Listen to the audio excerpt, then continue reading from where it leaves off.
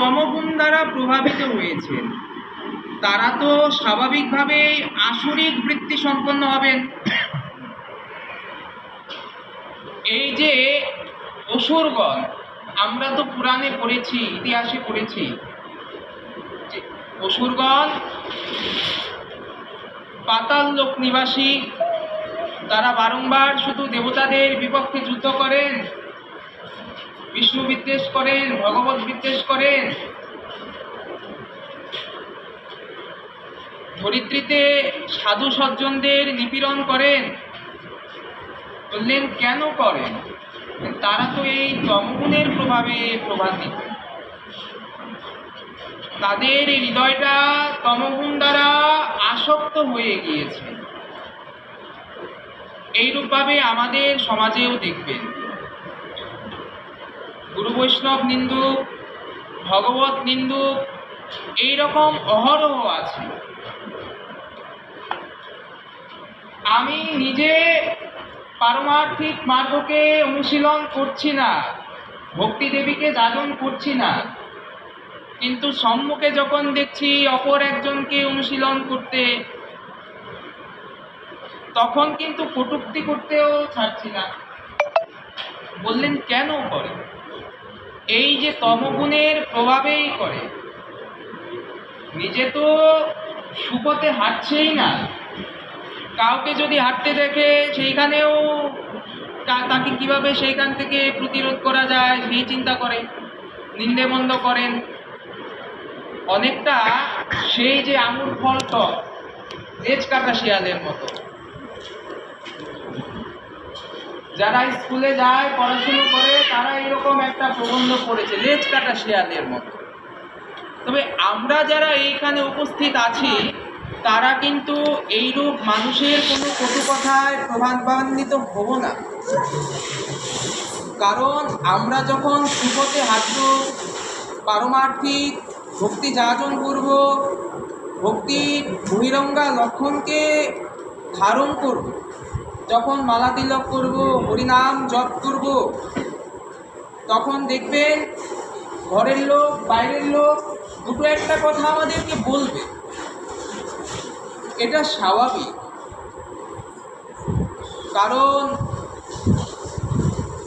শ্রীমান মহাপ্রভু যে সময়ে আবির্ভূত হয়েছিলেন, তখন তো লোকে মহাপ্রভুকেও ছাড়েননি, নিতাই চাঁদকেও ছাড়েননি, তাদেরকেও তো শুনতে হয়েছে।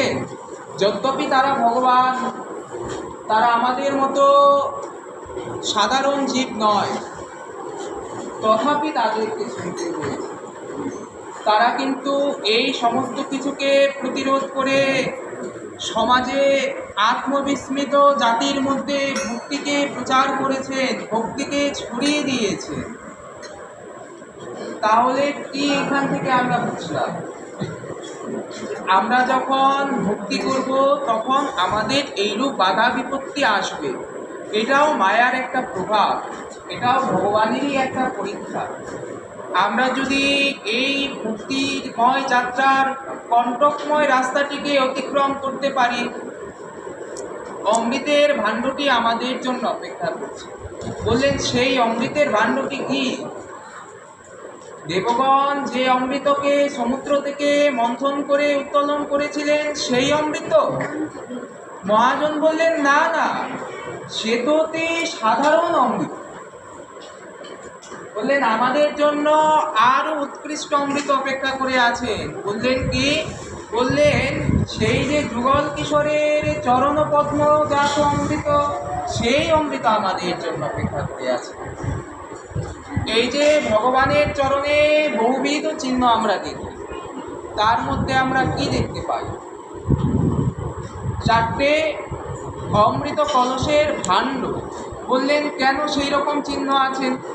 বললেন সেই যে চিহ্ন, সেই চিহ্ন নির্দেশ করছেন যে জগতের যত যত অমৃতের কথা বলা আছে, সেই সমস্ত অমৃত তো তুচ্ছ। ভক্তের জন্য যে অমৃত ভগবান রেখে দিয়েছে তার চরণে, সেই অমৃতের অপ্রাকৃত স্বাদ যে একবার হৃদয়ঙ্গম করতে পেরেছে, সে আর ওই প্রাকৃত অমৃতের দিকে ভ্রুক্ষেপণও করবে না। বললেন সেই অমৃতকে লাভ করতে গেলে কি করতে হবে? বললেন ভক্তি দেবীকে স্বীকার করতে হবে, ভক্তিকে যাজন করতে হবে। বললেন ভক্তি আবার কিভাবে যাজন করে? বললেন কেন?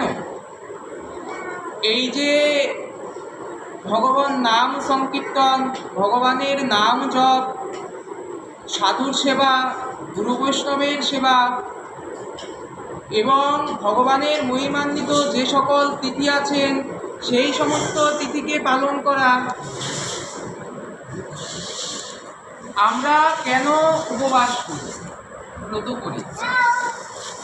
অনেকে বলে থাকেন ব্রত করলে, উপবাস করলে শরীর সুস্থ থাকে, ডায়াট কন্ট্রোল হয়। বললেন সে অতীব সত্য কথা। ব্রতের দ্বারা আমাদের দেহের বিবিধ কল্যাণ হয়ে থাকে, সুস্বাস্থ্যের লাভ হয়ে থাকে। কিন্তু যিনি নিষ্কাম ভক্ত, কেবলমাত্র ভগবানের চরণ সেবা, ভগবানের হৃদয়ে আনন্দ দান করাই একমাত্র যার উদ্দেশ্য, সে কিন্তু এই সমস্ত গৌণ বিষয়েই চিন্তা করে ব্রত পালন করেন না। সে কেন ব্রত পালন করেন? যে আজকে হরিবাসর তিথি, আজকে ভগবানের তিথি, ভগবান নির্দেশ করেছে একাদশী করতে, ব্রত করতে, সেই জন্য ব্রত করছে, সেই জন্য ব্রত করছি। ব্রত করলে ভগবান খুশি হয়, তাই ব্রত করছি। এত কি কেন এত হেতু আমার জানা নেই। ভগবানের নির্দেশ, শাস্ত্রের নির্দেশ, সেই জন্য আমি আমার কর্তব্য পালন করছি। এই যে আজকের তিথি একাদশী তিথি, তার মধ্যে হরিবাসর করেছি। আজকে আমরা যারা ব্রত করেছি, আপনারা যারা ব্রত করেছেন, এটা তো খুবই ভালো। এবং যারা করেননি তারা চেষ্টা করবেন যে আগামী যে একাদশী ব্রতগুলো সেইগুলো করার। কারণ এই যে আমরা বলি যে এই যে হরিবাসরে আসছি, ভগবানের নামও করছি, পাঠ কীর্তনও করছি, আবার জায়গায় জায়গায় কীর্তন হচ্ছে, সেখানেও যাচ্ছি, কিন্তু আমাদের হৃদয়ের অনুভবের কেন সঞ্চার হচ্ছে না? প্রেম কেন লাভ হচ্ছে না? ভক্তির প্রভাব থেকে আমরা কেন হৃদয়ে অনুভব করতে পারছি না? পারবো কিভাবে?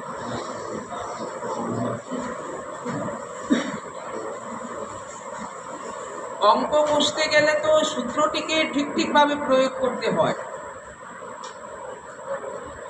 ভগ্নাংশ কষতে গেলে তো ঠিকভাবে সংখ্যাগুলোকে মেলাতে হয়।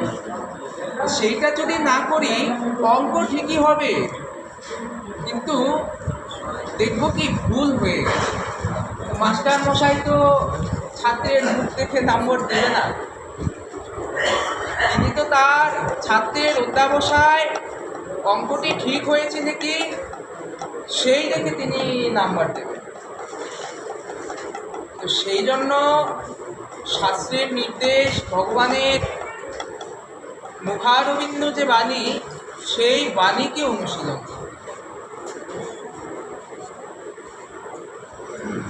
এই যে গুণত্রয় বিভাগ যোগের গুণের প্রসঙ্গে বলা হচ্ছে, অনেকে দেখবেন যারা প্রসাদান্ন ভোজী হয়েছে তাদের সামনে গিয়ে বলেন যে নিরামিষ খেয়ে কীভাবে থাকবো, আমাদের তো পোলাও মাংস না খেলে তো মনে হয় হচ্ছে না। আবার দেখবেন যারা একটু গুরুজন স্থানীয় আছেন, ছোট বয়সে ছোট কাউকে যদি দেখে অল্প বয়সে প্রসাদান্ন ভোজী হয়েছে, বৈষ্ণব ধর্মের আচরণ করছে, তাদের সামনে গিয়ে বসিয়ে বাবা সোনা বলে মাথায় হাত দিয়ে বলে, বাবা আত্মাকে কেন কষ্ট দিচ্ছ? এই যে তুমি খাও না, মাছ খাও না, মাংস খাও না, তোমার আত্মা তো কষ্ট পাচ্ছে। বললেন দেখ, আত্মা কি আবার কষ্ট পায় না? আত্মা কি কষ্ট পায় না? আত্মা কেন কষ্ট পায়? গীতাতে আমরা পড়েছি না যে আত্মা জলে ডোবে না, অগ্নিতে দগ্ধ হয় না, আত্মাকে ছেদন করা যায় না, আত্মা তো অবিনশ্বর, আত্মা তো ভগবানের সেই যে ব্রহ্মময়, সেই যে ব্রহ্ম সচ্চিদানন্দ ঘনময় বিগ্রহ, সেই শ্রীহরিরই অংশের অংশ আত্মা।